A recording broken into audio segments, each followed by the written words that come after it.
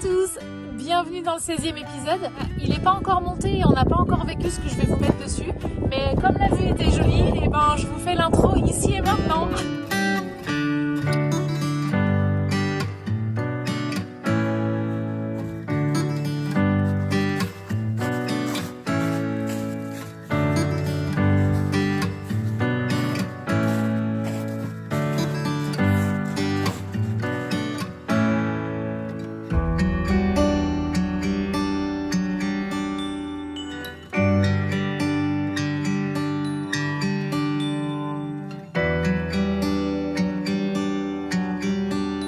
Ça y est, nous venons de rentrer dans Pompéi avec nos amis, la Vida Nomada là-bas.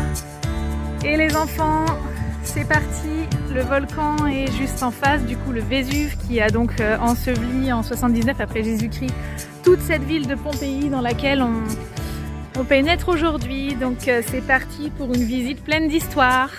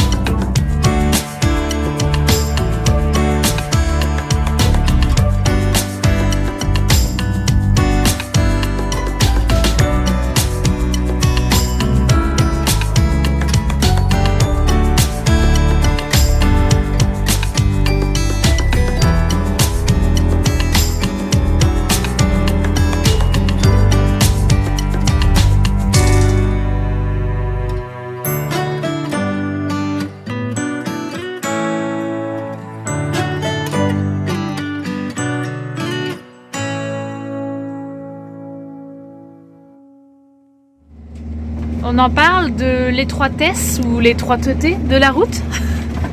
T'es sûr qu'on passe, chérie? Ça passe large. Comment tu dis? Ça passe large. Large? Eh oui, regarde. Large? Il y a de quoi passer 2 camping-cars.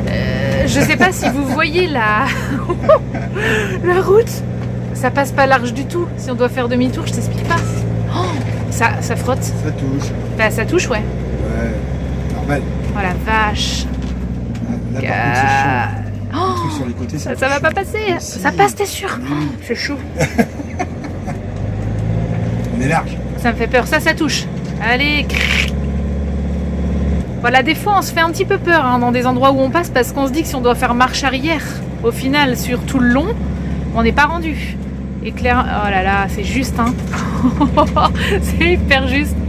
Il n'y a vraiment que la place du camping-car, quoi. Il ne faut pas qu'il y ait quelque chose qui dépasse. Il ne faut pas qu'il y ait une pierre qui soit mal mise. Faut pas qu'on croise quelqu'un. Ça a touché. Il ne faut pas qu'on croise quelqu'un non plus. Mais bon, par contre, c'est très joli. Les oliviers de chaque côté, les murs en pierre, les cactus, là, ça a touché. Mais non, mais c'est pas la pierre. Si, c'est une pierre qui a Mais touché. non, c'est pas la pierre. Bon, je vous laisse parce qu'il faut qu'on s'engueule. Allez, à plus!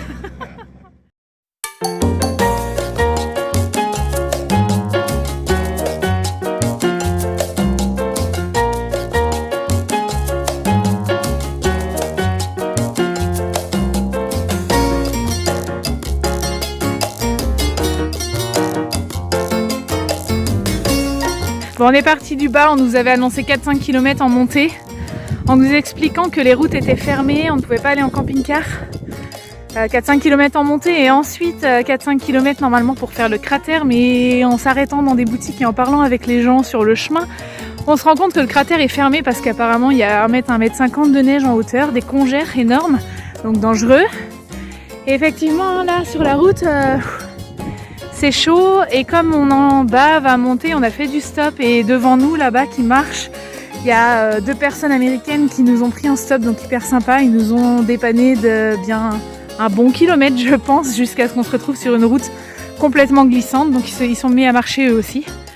Mais apparemment, une autre personne qu'on vient de croiser vient de nous dire que là, après le virage, on ne pourrait pas aller plus loin parce qu'il y avait vraiment beaucoup de neige et beaucoup de glace. C'est dommage, le cratère est juste là. Mais bon, c'est pas grave, la vue est quand même magnifique, même sur la ville du dessous. Bon, les Allemands, là, nous ont dit que c'était peut-être pas la peine de continuer. Eux, ils ont fait demi-tour. Le terrain se complique fortement, ça glisse beaucoup et on arrive sur un chemin quasiment impraticable, donc on va quand même tenter, essayer d'aller jusqu'au max là pour voir quelle vue on a, et puis quand on sentira que c'est plus possible, on fera comme eux, demi-tour toute.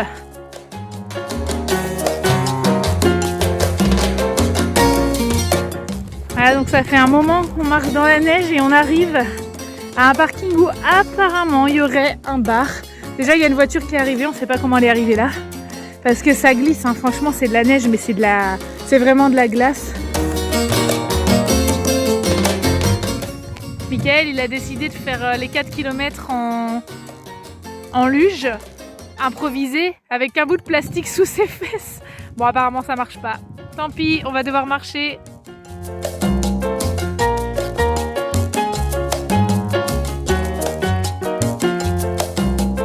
Grosse galère, notre porte d'entrée ne ferme plus. En fait au début ça a commencé à ne plus cliquer avec la clé centralisation, ok on l'a fait manuellement, ensuite on n'a plus pu ouvrir la porte avec la poignée ce matin, ça a bloqué, Mickaël a démonté ce système là et là on est posé ce soir après la visite du Vésuve et du coup la porte ne s'ouvre plus du tout, donc on est coincé à l'intérieur, donc en plein bricolage après s'être tapé, hein chérie ça va? Après 10 bornes dans la neige aujourd'hui, plus 10 bornes hier à Pompéi. T'es content hein? Ouais, content. Il est content.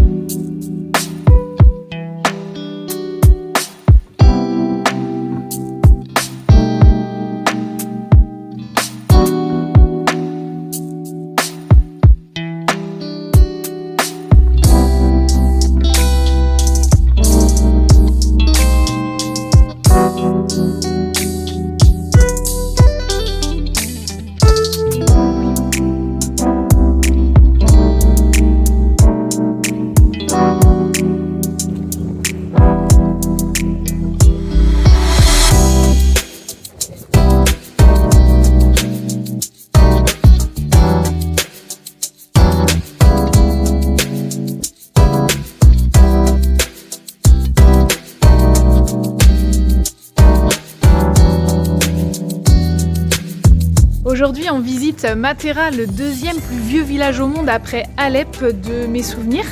Et on se baladait un petit peu dans les ruelles parce que c'est vraiment très joli et puis surtout c'est bourré d'histoire. Et d'un seul coup, on a un producteur qui nous a dit venez, the other side, passez de l'autre côté, etc. Et on s'est rendu compte qu'on arrivait sur le tournage d'un film. Donc on a essayé de se renseigner un peu. Ils parlaient très mal anglais, et donc on leur a demandé... je monte une rue en même temps que je vous parle. Cardio à travailler. Et on leur a demandé ce que c'était comme film. Et du coup, si c'était Big Production, etc. Ils nous ont oui. Et en fait, c'est Pins and Needles, c'est ça? Oui. qui est tourné là aujourd'hui même. Et en fait, Omar Sy joue dans ce film. On a dit qu'on venait de France et il nous dit ah ok, it's Omar Sy who play in the movie. Donc du coup, on a dit ah bah oui, on connaît bien Omar Sy. Enfin, on connaît bien, sûr. Je le connais pas personnellement. On n'a pas pris l'apéro avec lui. Et là, il n'était pas là aujourd'hui, mais en tout cas, il tourne dans ce film-là. Donc on a trouvé ça rigolo qu'on arrive pile ce jour à Matera et qu'on tombe sur un gros tournage comme ça. Donc peut-être que ce film, on le regardera du coup s'il y a une distribution française ou anglaise, hein, parce qu'en italien, je suis pas sûre qu'on comprenne grand-chose. Hein. Juste un café freddo, un café nero, un gelato. Tout, voilà. Voilà pour la petite histoire du jour. Arrivederci. Arrivederci.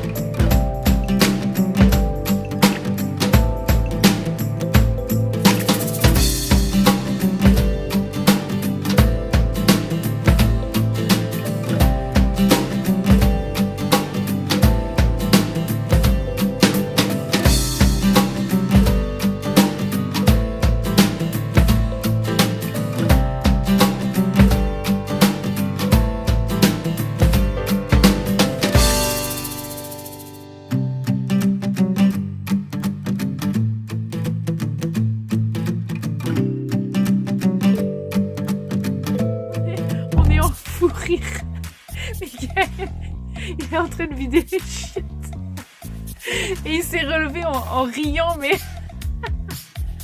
on s'en remet pas. Il a vidé les toilettes dans le trou prévu. Qu'est-ce qu'il dit? Dans le trou prévu à cet effet. Et t'as vidé les toilettes sur quoi? Ah bah le rage, je jure. Sur un gras.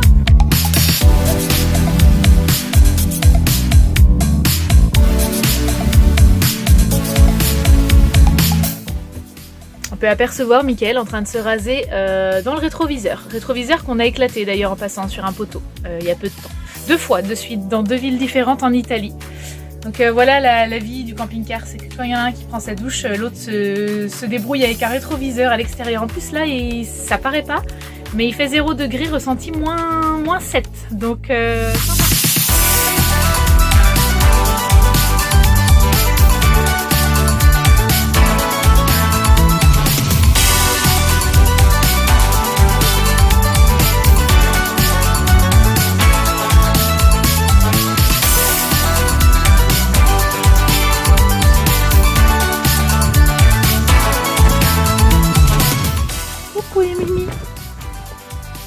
Il est parti où le copain? Mais vous chassez pas? Il s'énerve. On est dans la petite ville d'Ostuni, dans le talon de l'Italie. C'est notre... dans les Pouilles, c'est ça exactement. C'est notre dernière visite puisque demain on prend le ferry direction... Brindisi et direction Patras, la Grèce. C'est ça. Donc là, comme vous pouvez le voir, là, les gars sont bien équipés parce que il fait très froid. On a un ressenti de moins je sais pas combien. Et donc voilà. Mais vous mettez pas votre bonnet, les chats?